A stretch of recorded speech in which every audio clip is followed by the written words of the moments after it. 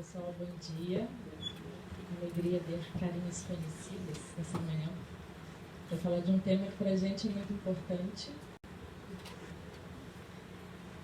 Como o Márcio falou, sou mãe da escola, esse é o nosso primeiro ano na Britânica. Estou fazendo parte do PTA com muita alegria. E quero agradecer ao convite do PTA para um grupo simplesmente de mães. Não somos profissionais em inclusão nem em empatia. Não fizemos mestrado no tema, mas fomos convidados pela vida a participar e desenvolver esse tema em nossas vidas. Então, eu sou Roberta, eu sou mãe de 3 crianças, o Daniel, o Fernando, que está aqui na escola, e a Júlia, que é pequitita, tem 9 meses. E o meu chamado à inclusão foi através do meu filho mais velho, o Dani. Ele nasceu com uma síndrome rara, ele tem 7 anos, e desde então a inclusão se tornou fonte da nossa vida. No primeiro momento não, porque muito pequenininho, a gente está sempre no cuidado, no dia a dia, e ele nasceu, como eu falei, ele nasceu com uma síndrome rara chamada Cornélia de Lange, está entre as 8.000 raras, pouca gente conhece. Então, no primeiro momento, a gente se preocupa com o médico, com reabilitação, com as terapias, com medicamento, com dieta, o que, graças a Deus, no nosso nível social a gente consegue prover muito bem. E, enfim, foi tranquilo, trabalheiro de uma criança com deficiência. Eu só pude perceber quando chegou o meu segundo, né, que eu falei, nossa, acho que me enganaram. Sempre disseram que criança dá trabalho, não dá trabalho nenhum, gente. Eu já estava treinada com o meu primeiro, que era uma trabalheira só. E a gente começou a olhar para a questão da inclusão e da sociedade, da empatia, e a gente não encontrou esse produto para vender numa prateleira de supermercado, nem no shopping. Então, a gente não teve outra alternativa senão trabalhar isso, arregaçar as mangas e trabalhar com a sociedade, convidar para o diálogo. E foi então que eu conheci esse grupo, juntos, maravilhoso. Conheci a Andréia, e que desde então estou fazendo esse trabalho voluntário, todas nós somos voluntárias nesse grupo. Então, vou passar um pouquinho a palavra para a Andréia, ela vai falar um pouquinho dela, de como foi o chamado dela, e falar um pouquinho do grupo.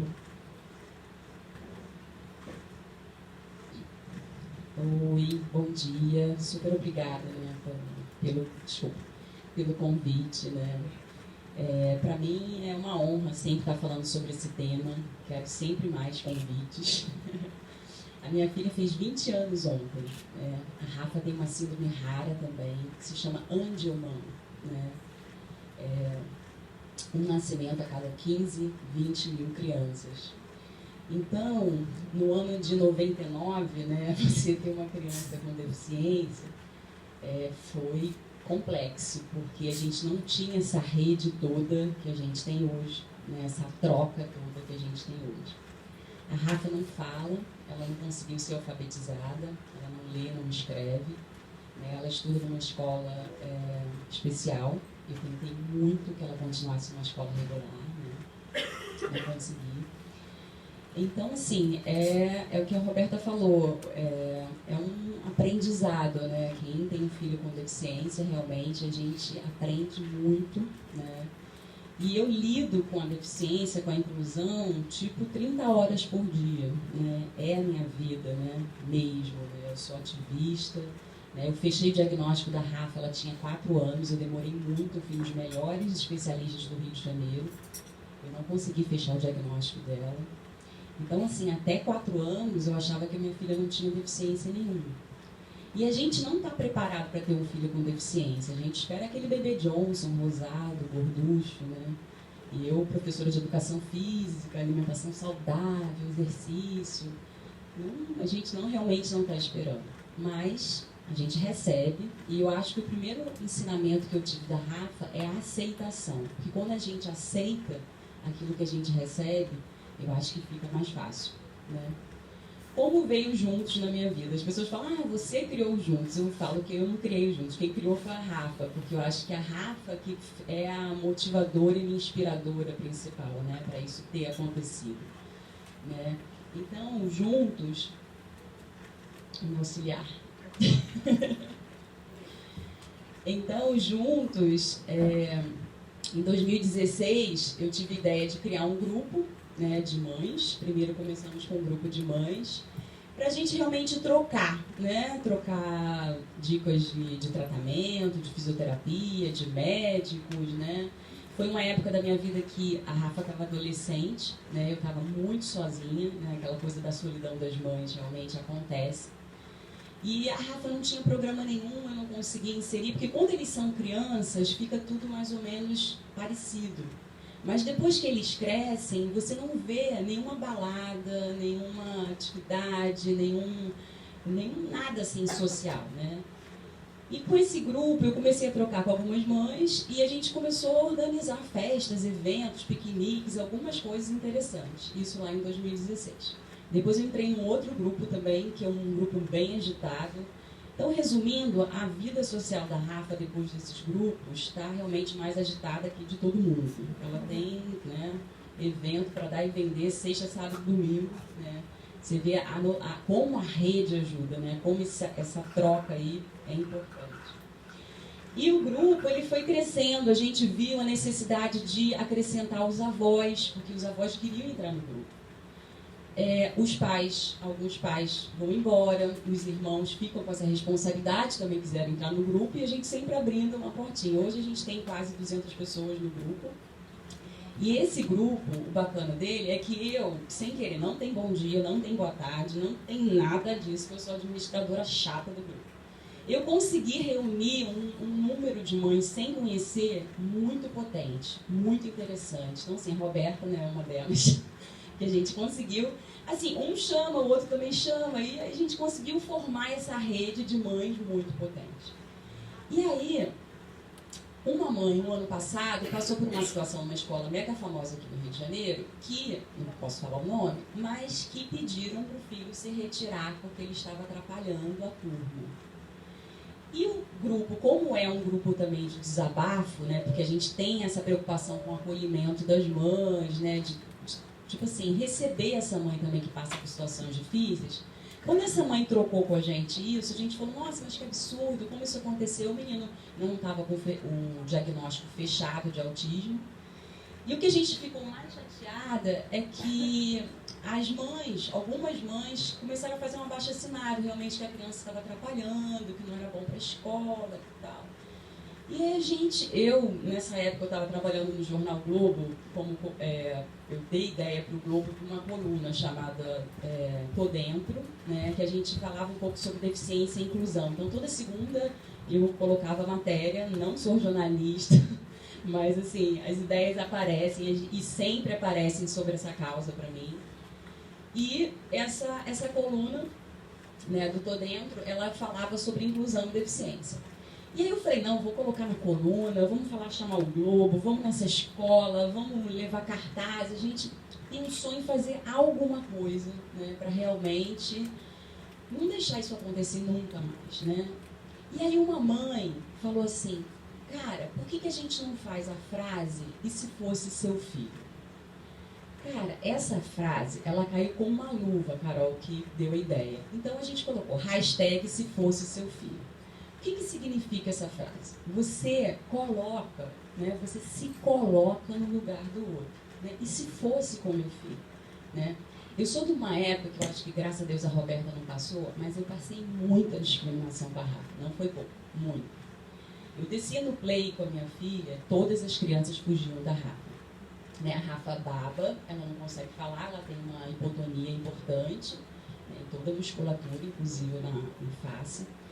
Então, é uma criança diferente, né? E as crianças fugiam da Rafa. Eu chegava no play e os pais... Né? E o que eu fazia? Eu chamava a criança, a Rafa baba, por causa disso, a Rafa tem uma deficiência. Lembra aquela menina da novela, Clarinha, que tem síndrome de Down? Eu sempre buscava, né, uma pessoa, a importância desse... Né, que a gente fala dessa representatividade também, né? Mostrar, a mídia tem que mostrar.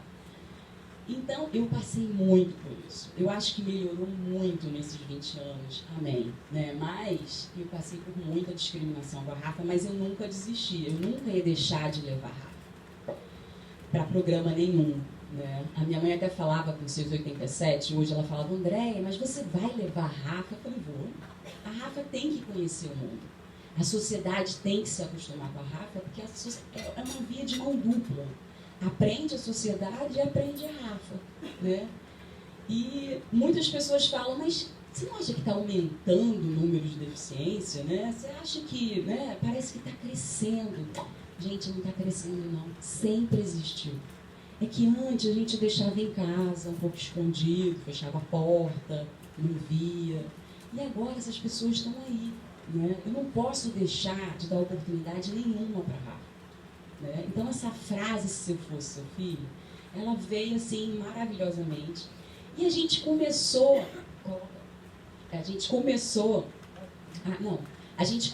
a escrever relatos, né, de histórias nossas, né, para a gente começar a publicar no jornal. O jornal fez essa parceria com a gente e a gente começou, né? Eu sempre falo que a gente realmente tem que ter coragem para transformar o coração das pessoas. E esse grupo de mães teve muita coragem. A gente começou a escrever relatos que a gente viveu e o Globo fez essa parceria e começou a publicar. Nessa publicação, né, o ano passado, a Fátima Bernard, do programa da FAT, leu um dos relatos e convidou o grupo para falar um pouquinho desse tema, empatia, né? E falar um pouquinho o que era o grupo, né, o que a gente queria com ele, né, e realmente o que o grupo, né, o que o Juntos quer é realmente sensibilizar e conscientizar as pessoas. Né.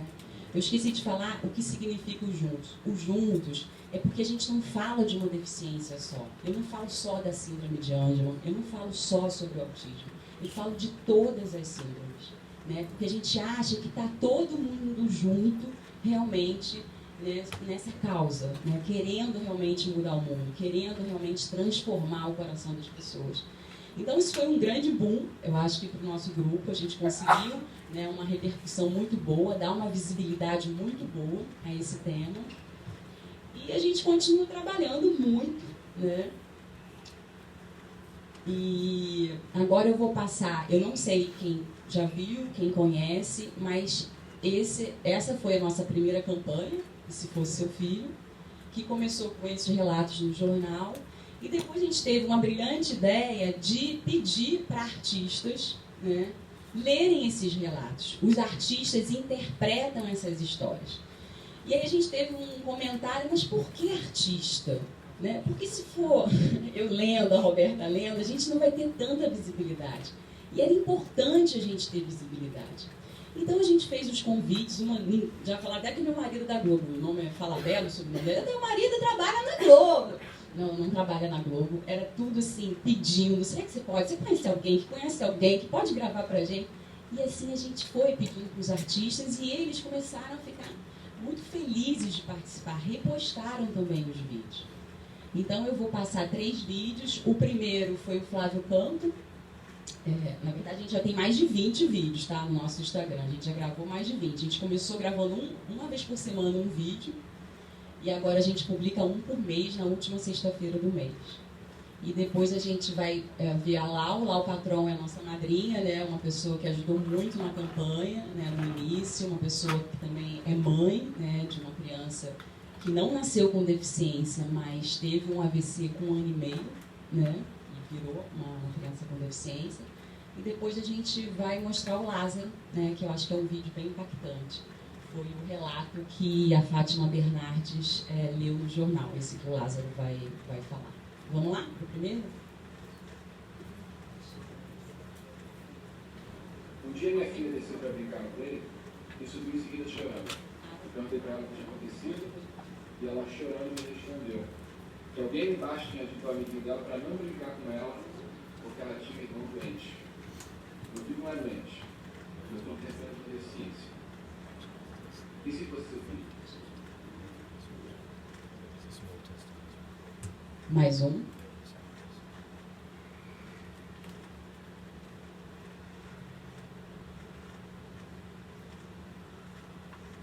Esse agora vai falar assim da questão mais da escola, né? Esse cara. Eu fui para reunião na escola, achei que era só mais uma dessas reuniões de final de ano. Mas pelas tantas, no meio das conversas, uma outra mãe se levanta e diz: eu pago muito caro essa escola para ter uma criança deficiente em sala, atrapalhando a educação do meu filho. Ela fala esse num silêncio constrangedor. Ninguém falou nada.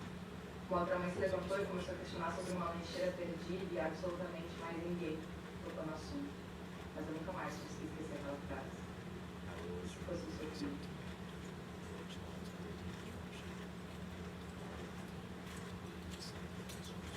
Uma mãe que estudava perguntou alguma coisa sobre a festa do pijama do aniversário. Então, assim que eu fiquei sabendo que meu filho autista foi o único que foi convidado para o aniversário para ele. A mãe não se deu o trabalho de ligar para perguntar se o filho ia passar mais horas por ele. Perguntar a gosto dele. Dá para ver claramente que a falta de empatia.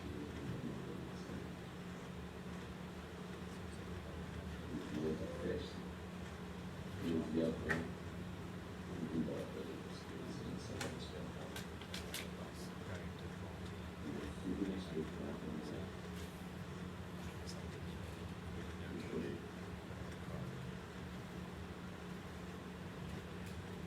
E se fosse o seu filho?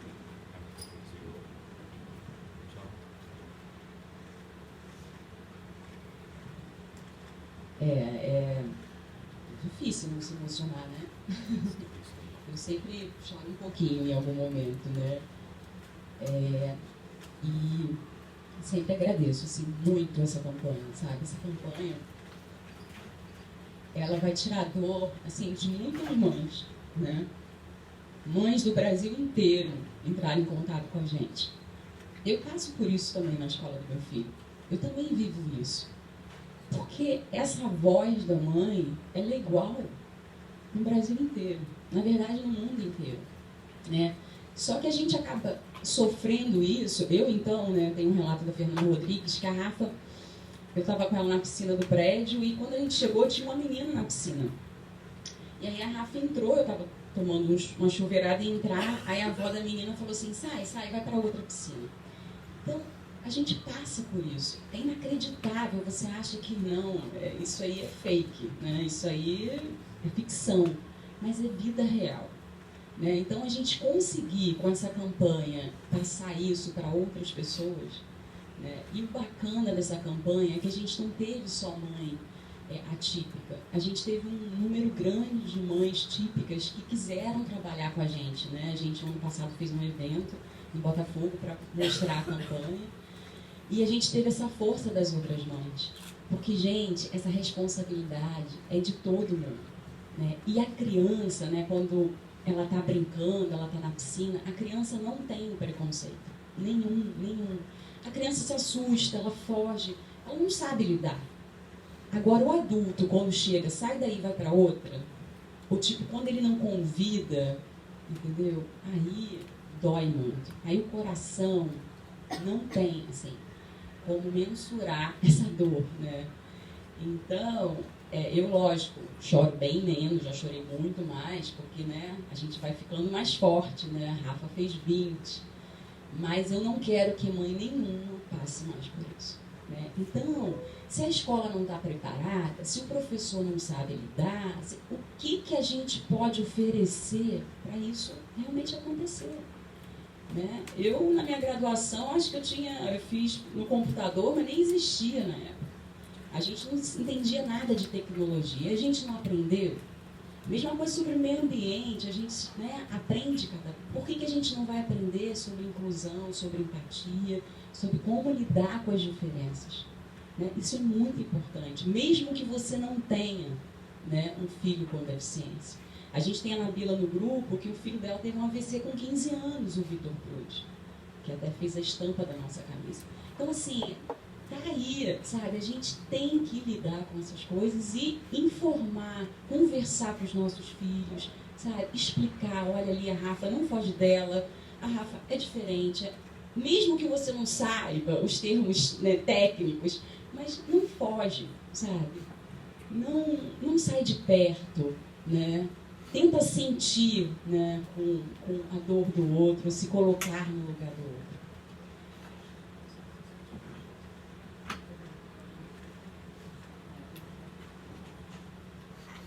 A nossa segunda campanha foi Abraça a Inclusão.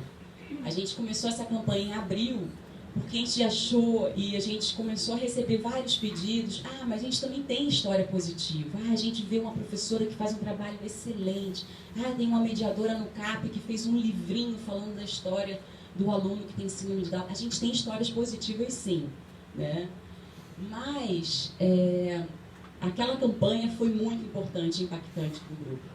A gente não pode esquecer dela. A Roberta quer, não, André, vamos continuar mais um pouco. Eu falo, Roberta, não aguento mais correr atrás de artista. Mas ela fica, mas a campanha é muito boa. A gente vai terminar em dezembro, tá? Essa campanha da hashtag. Mas o Abrace veio para mostrar histórias positivas, histórias inspiradoras. Pessoas que não têm filhos com deficiência, não tem ninguém na família, mas estão fazendo um diferencial nessa inclusão. Né, um professor de jiu-jitsu no Leblon, que nunca tinha lidado com uma criança com deficiência, resolveu aceitar o João para dar aula. Foi um experimento novo para ele. Ele estava a fim de realmente fazer uma aula que pudesse incluir o João. E esse desenho da camisa, a gente veio com a história do girassol, porque, né, tem toda essa energia positiva, né, essa coisa do positivo. E quem fez a camisa foi o Vitor Prude, que é esse menino que teve um AVC. E a gente teve esse presente, né, dele desenhar essa camisa.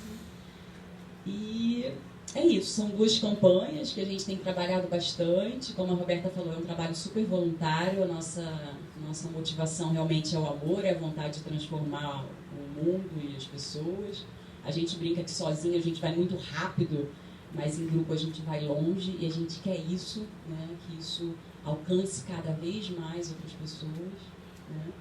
E agora a gente tem um videozinho, né, sobre empatia, e a Roberta vai começar a falar um pouquinho da pesquisa dela.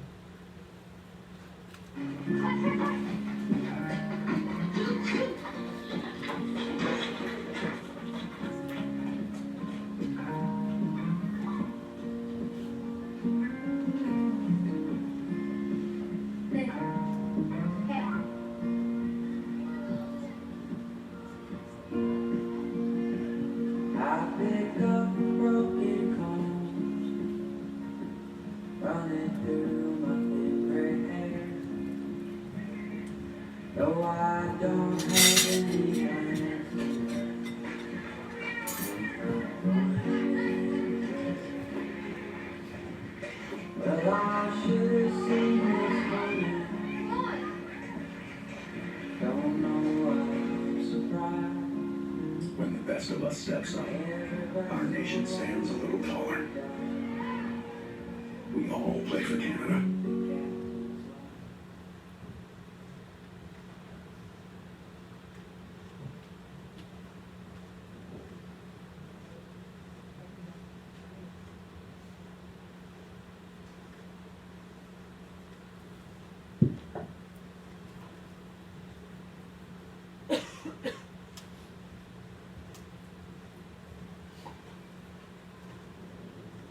A gente quis colocar esse vídeo porque ele é um vídeo que retrata bem a empatia, porque a empatia nada mais é que esses 2 movimentos principais. O movimento de se colocar no lugar do outro, para você poder realmente entender o que o outro está sentindo. Então, naquele vídeo, a gente fica imaginando uma situação real, quais foram os movimentos. Do que foi buscar a bola, ele viu o menino na cadeira de roda. Será que ele não quer brincar com a gente? Mas será por que ele não está brincando com a gente? E ele voltou para os amigos, olha, tem um menino ali na cadeira de rodas, ele não está aqui, sabe por que ele não está? Fico imaginando todo esse diálogo, toda essa articulação, até o ponto deles pensarem, poxa, mas será que ele acha que não pode jogar porque ele está na cadeira de rodas? Então vamos criar alguma coisa no primeiro momento para ele ficar feliz e para ele conseguir brincar com a gente. Então são esses movimentos. Agora, a gente que fala tanto em tecnologia, tantas palestras de tecnologia aqui na escola, né, Márcia? É difícil da gente conseguir se conectar com nós mesmos. A gente não para olhar o outro. A gente fica imaginando aí o desafio que a gente vai ter como sociedade, cada vez mais, de buscar a inclusão. Então, a empatia, nada mais isso, é que ensinar as crianças a compreender a visão do outro, os valores do outro, colocar-se no lugar dele.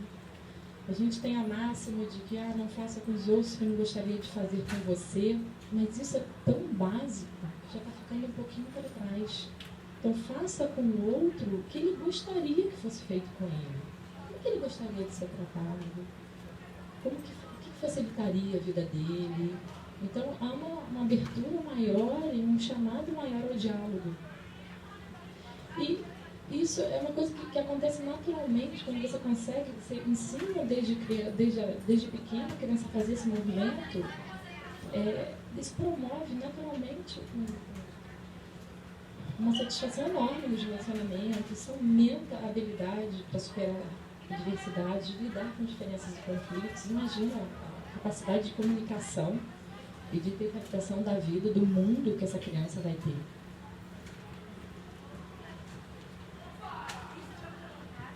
Então a gente ouve muito isso. Mas empatia não pode ser aprendida, a pessoa é inclusiva ou não. Não, a empatia ela pode ser aprendida sim. A gente aprende inúmeras habilidades e empatia é mais uma delas. Ela pode ser aprendida sim, são valores que a gente tem que trabalhar desde a infância, desde pequenininho ali no lidar, no educar os nossos filhos, e cultivada, sempre sendo puxada para os eixos ao longo da vida, como a ética, como todos os outros valores que formam a base da nossa sociedade. Né? Então, a gente colocou 3 pontos aqui principais que a gente acredita que seja um caminho aí fácil para que a gente possa pensar e tentar ajudar de alguma forma as famílias. Aprender a avaliar todas as situações sob diferentes perspectivas. Sempre. Aprender a ter interesse por pessoas e pela diversidade. Isso é de uma riqueza absurda que ganha todo mundo. Não só quem recebe, quem é incluído, como quem inclui. Você aumenta sua percepção de vida, sua sensibilidade. Aprender a escutar as pessoas, a não julgar prematuramente. Em todas as situações tem pelo menos 2 pontos de vista diferentes. E geralmente nenhum dos 2 está correto, tem um terceiro. Porque tem todo o contexto, tem toda a sociedade. Então esse exercício ele faz parte do desenvolvimento humano, melhora a nossa conduta, a gente torna cidadãos mais éticos. E uma coisa que eu fiquei muito impressionada e que vem me impressionando muito nesse caminho aí conjuntos é a quantidade de empresas que têm feito contato com a gente. A gente foi fazer uma palestra na seguradora britânica, na Lloyds, sobre inclusão e empatia para a convenção dos executivos. E foi muito interessante. As empresas estão olhando para isso, porque você cria produtos para quem? Você desenvolve negócios para quem? Você negocia com quem? Então, com vários cursos para engenheiros, principalmente lá fora, tá? No Brasil, como sempre, a gente está começando a abrir os olhos. Mas lá fora tem muita coisa de empatia. Nós fomos convidados pelo Detran do Rio para dar um curso de empatia, de como lidar com as deficiências, que essa é uma questão, a André vai falar um pouquinho disso. Mas com a deficiência a gente percebe no dia a dia 2 vertentes. Assim. Pelas pessoas não conhecerem, não terem ninguém na família, ou elas lidam errado, ou elas não lidam, elas ignoram aquela pessoa. Só que quando se trata de uma empresa, de um atendimento ao público, você não pode ignorar, você é obrigado a lidar com aquelas pessoas. Então as empresas elas estão já com esse olhar e com essa preocupação, porque eles estão aí no mundo sim. Alguns anos atrás não tiravam um documento para quê? Vai sair de casa, agora sim ele vai sair de casa, vai ter um carro adaptado, se for somente uma deficiência motora. Então o mundo está se preparando melhor. No mês que vem a gente vai à Marina dar uma palestra para eles. Então, eu acho que é uma competência importante, assim como liderança, como criatividade. Criatividade, empatia e inclusão estão completamente ligadas. A gente tem que começar a ficar de olho nisso. E faz bem para todo mundo, inclusive para os nossos filhos típicos.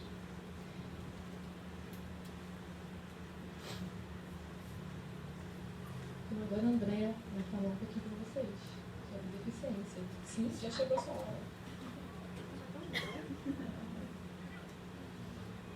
Vou lembrar de algum ponto que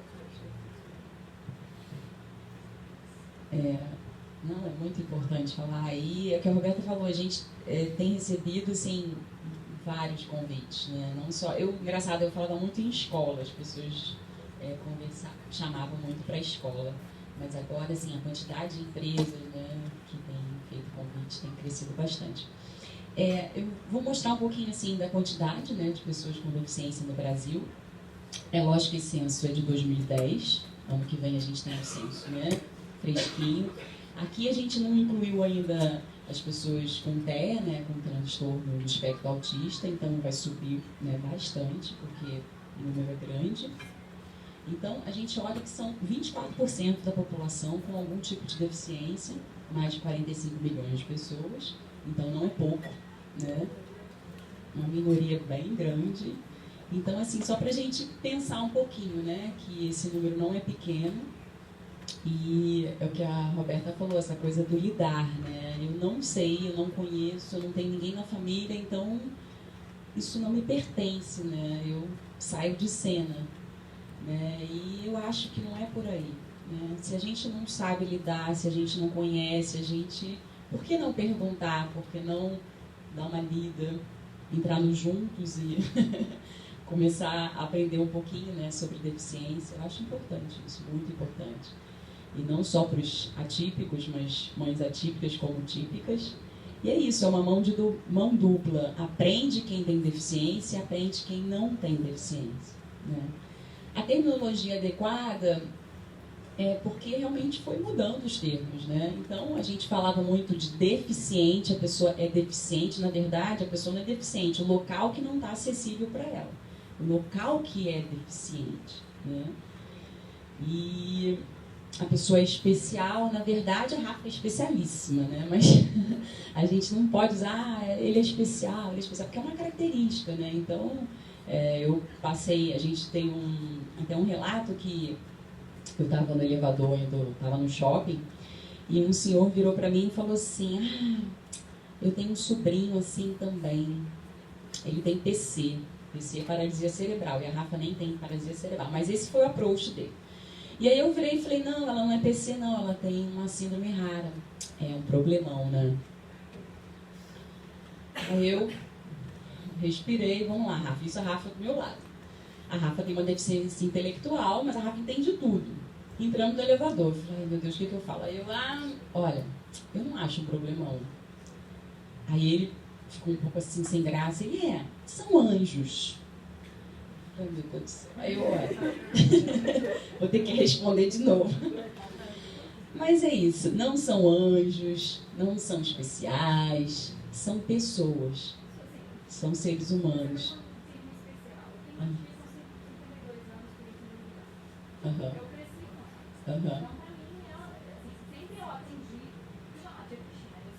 Não tem problema nenhum. Não tem problema nenhum. Não é mal visto. Sabe o que acontece? Os termos vão mudando, né? Então, o termo politicamente correto, ela pode falar especial, até porque sua tia deve ser especial, não tem problema. Mas o termo hoje é pessoa com deficiência, é PCD. Então, o termo correto hoje de você, quando você vê uma pessoa com alguma deficiência, ela tem uma deficiência, ela é uma pessoa com deficiência. É assim que a gente fala. Porque eu não podia falar que era deficiência. Mas, gente, olha só.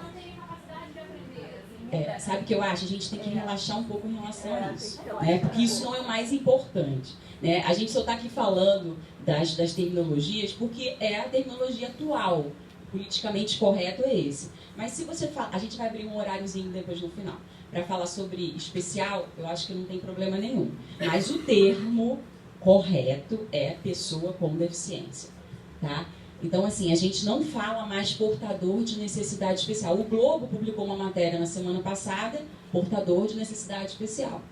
Então, assim, eu adoro a matéria, mas eu sempre falo, olha, gente, não é portador, porque a gente porta uma bolsa, a gente porta um celular, mas a gente tem uma deficiência, correto? Eu não posso largar a minha deficiência, entendeu? Tem umas pessoas, até tem um grupo que fala, eu prefiro especial, que é mais fofinho, que é legal, mas não é especial, entendeu? A pessoa tem uma deficiência. E que deficiência é essa? Aí a gente depois vai falar um pouquinho dos tipos, né? Então não é mais retardado, né? Eu chegava no meu prédio e a doida chegou. Era a Rafa, a doida era a Rafa. As crianças falavam, a doida maluca chegou, né? Ele é retardado. Então, assim, são termos que a gente não pode escutar mais, né? Deficiente, eu já falei, e agora, então, é a pessoa com deficiência intelectual. A Rafa tem uma deficiência intelectual. Ela não é retardada mental, ela tem uma deficiência intelectual, né? Tem crianças que têm deficiências físicas, auditivas, visuais, que é o meu próximo slide. E a gente não fala também doente, porque a Rafa não é doente, ela é saudabilíssima. Ela tem uma deficiência, ela tem uma condição genética diferente, mas ela não é doente. Próximo slide. A gente fala para evitar esse pessoa normal, o que é normal? Né? Essa criança que falava essas coisas para a Rafa, um dia eu falei, olha, eu vou ter que encontrar com a tua mãe e conversar com ela. Não queria não, gente, mas assim, chega um momento que a mãe nunca aparece, e aí eu cruzei com essa mãe e resolvi falar com ela. Eu falei, olha, eu sou a mãe da Rafa, eu vejo que seu filho foge sempre dela, me chama a Rafa de maluca. E às vezes as crianças estavam até interagindo com a Rafa, e esse menino, vamos fugir dela. Ele contaminava, acabava tirando aquele momento de interação ali bacana. E aí eu conversei com essa mãe, ela falou, mas ele não está acostumado, ele só tem crianças normais na escola. Mas eu falei, o que é ser normal? Né? Porque aí a gente começa a querer conversar com essa mãe e falar de normalidade, né? O que é ser normal? Né? Então esse termo, a gente fala uma pessoa comum, a gente não usa o normal. Não usa mais cadeirante, usa usuário de cadeira de rodas, não usa mais escola normal, é uma escola regular. Esse slide a gente não colocou, a gente tirou do Para Todos, que é uma ONG também muito bacana do Rio de Janeiro, que fazem trabalhos magníficos, e que eles estudam muito essa parte de terminologia, tá? A deficiência física é uma condição física que dificulte ou limite a mobilidade. A deficiência visual é uma redução ou ausência total da visão.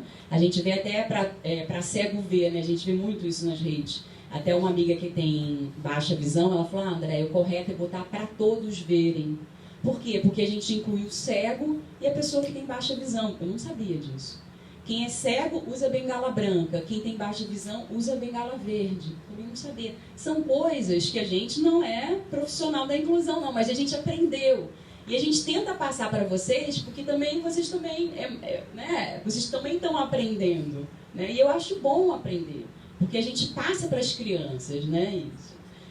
E a surdo-cegueira, que é a perda da visão e a audição parcial ou total. A deficiência múltipla, que tem 2 ou mais deficiências. Então, a Rafa tem uma amiguinha que tem deficiência intelectual e também usa cadeira de rodas. Então, tem outras deficiências. O próximo slide. Algumas deficiências são vistas, né? A gente observa. E tem umas deficiências que a gente não consegue ver. Que deficiências são essas? São autismo. Crianças que têm autismo, a gente não consegue. A gente chega e fala, nossa, que garoto mal educado, começa a gritar, teve uma crise, né? Começa a se debater, aí você vai, critica a mãe, que absurdo, não dá educação para essa criança. Você não sabe que essa criança tem autismo, que ele se descontrolou, que ele está com uma crise sensorial. Então, assim, calma, né? A dica é, primeiro, não julgar, não fazer pré-julgamentos, né? Se colocar no lugar. Então, assim, as crianças que têm, né, o autismo, não aparece. Uma criança que não aparece, né, que tem uma deficiência, mas é considerada uma deficiência também. Até entra na deficiência psicossocial. Tá? o mais importante da nomenclatura que a gente tem que saber, né? Por que eu gosto muito dessa nomenclatura? Pessoa com deficiência. Porque antes da deficiência, a gente tem o mais importante, que é a pessoa. Então, esquece que a Rafa não fala, esquece que a Rafa não lê, que não escreve. Olha para a Rafa, né? Então, assim, não olha como um coitado, não olha como um tadinho. Eu, no outro dia, desci para ir para a piscina. Ai, tadinha dela, né? Gente, eu estava indo para a piscina, brincar, e a pessoa fala tadinha da Rafa, porque ela está indo para a piscina. Então, assim, não é tadinho, não é coitado, né? Não é vítima. Né? A Rafa, poxa, tem uma vida completamente saudável, estuda, tem uma vida completamente cheia de atividades, né? Então, olha para a pessoa primeiro. Isso que é o mais importante. Né? Que dicas... Caramba! Que dicas a gente pode, né, dar para como lidar com uma pessoa com deficiência? É o básico do básico. Respeitar, ser gentil, oferecer ajuda. Se essa ajuda for recusada, não se ofenda. Às vezes eu estou atravessando a rua, você quer ajuda para atravessar? Eu não preciso de ajuda para atravessar, porque realmente eu já atravesso 20, né, pelo menos 15 anos com a Rafa. Então eu não estou sendo... não estou fazendo nenhuma grosseria, porque realmente eu não preciso. Mas ofereça, né? Então, não infantilizar o PCD. Às vezes a pessoa infantiliza demais, né? A Rafa tem 20 anos e trata como uma criança. A Rafa tem 20 anos. Você ter paciência, nunca fugir da pessoa, né? A pessoa tem uma dificuldade de dicção, de repente é surda, e você ter esse cuidado, né? A cadeira de roda, a muleta e bengala é uma extensão do corpo da pessoa com deficiência. Então, deixa por perto, né? Faz com que a cadeira fique sempre próxima dele, a muleta. Um guia completo de interagir. Primeiro, trata a pessoa como ser humano, repita o primeiro passo, foi o que a gente tinha falado. As barreiras enfrentadas pelas pessoas com deficiência, arquitetônica, comunicacional e atitudinal. Arquitetônica, né? A rampa, vaga, a gente já conhece. A comunicação, a gente também já sabe, né? Braille, você não tem sites preparados, né, para essas pessoas. E atitudinal é onde o Juntos trabalha, né? A gente pensa em derrubar de vez essa barreira da atitude, né? A pessoa se realmente se colocar e ser empático e com diálogo, com conscientização, a gente acha que essa barreira da atitude vai realmente ser eliminada. Né? Se você tiver uma boa vontade, se você tiver, né, querendo mesmo que aquela criança participe da tua festa e não tem uma rampa, que maneira você pode fazer para ter uma festa? Às vezes eu quero fazer uma festa para Rafa e só tem escada. Eu procuro, mesmo que não vá nenhuma criança, né, com deficiência física, mas eu procuro uma festa que tenha um elevador, né, porque eu posso receber, né, em algum momento. Isso aqui é um estudo que eu ia ler, mas não vou ter tempo, do Instituto Alana, eu acho que vale a pena, que ele fala, né, de que 9 em cada 10 brasileiros acreditam, né, que as escolas se tornam melhores, se a gente incluir pessoas com deficiência. Inclusão não é só na escola, isso certo, né? A gente sabe disso, a gente cobra muito da escola, né, essa inclusão, mas a escola é em qualquer lugar, na padaria, no bar, na festinha né, que você vai fazer para o seu filho. Eu acho que ela tem que existir. A gente cobra muito da escola, mas ela é em todos os lugares.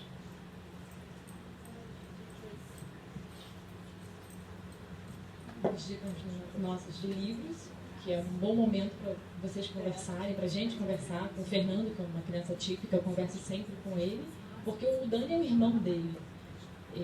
Então, é um momento que eu estou sempre conversando, sempre pontuando os valores, sempre pontuando o que aquilo tem de positivo, aquela situação, o que aquela pessoa tem de extraordinário, tem de bacana. Então, essa frase de estudo, né? É fundamental conversar sobre deficiência com as crianças como se estivéssemos lendo o mundo para elas. Desconstruir a ideia de que a criança ou o adulto com deficiência é vítima ou uma pessoa especial é o primeiro passo para educar para a diversidade. Cada um é um com as suas potencialidades e as suas dificuldades. Esse é o nosso próximo evento, no dia 21 de novembro, no hotel, Novo Hotel aqui em Botafogo. nós traremos alguns pais que inspiram, pais que têm movimentos bacanas. A gente vê sempre mães atuando, mas são pais super bacanas, super atuantes. Se quiserem estar conosco, é um evento gratuito, juntos com eles, 2019@gmail.com. Será um prazer tê-los lá. E é isso. Acreditamos no diálogo, na informação. Estamos aqui. Não sei se teremos tempo para perguntas, mas estamos à disposição.